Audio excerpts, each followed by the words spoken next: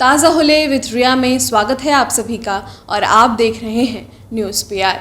आज की कहानी हमने राजीव सिंह की ली है। बीपीएससी 65वीं के रिजल्ट्स निकल चुके हैं। इसमें कुल 422 उम्मीदवारों ने बाजी मारी है।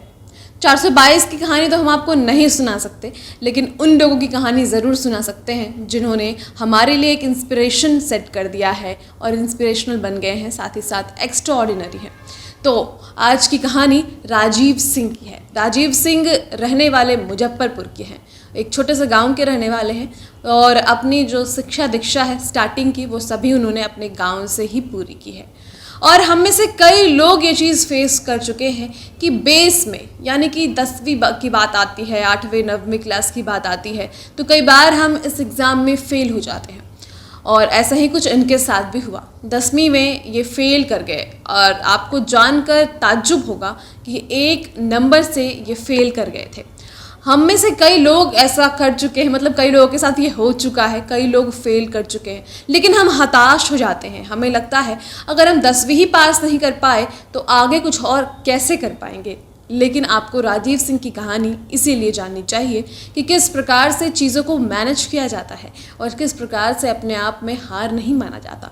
इन्होंने दोबारा से 10वीं की परीक्षा दी और इस बार फर्स्ट डिवीज़न से पास किया। आप सबको पता होगा कि 1999 उस दौरान बिहार बोर्ड हुआ करता था, काफ़ी टफ माना जाता था और शायद इसीलिए ये फेल भी कर गए थे।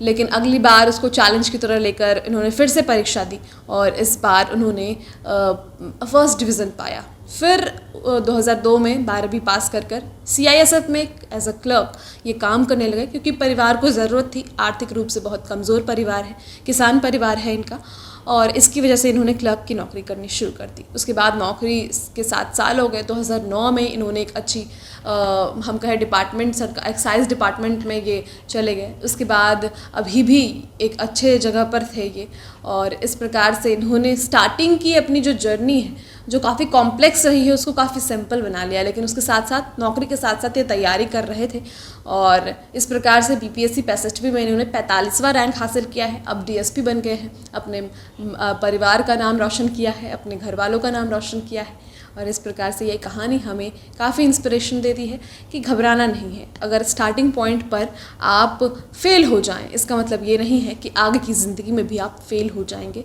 आपको ट्राई करते रहना है।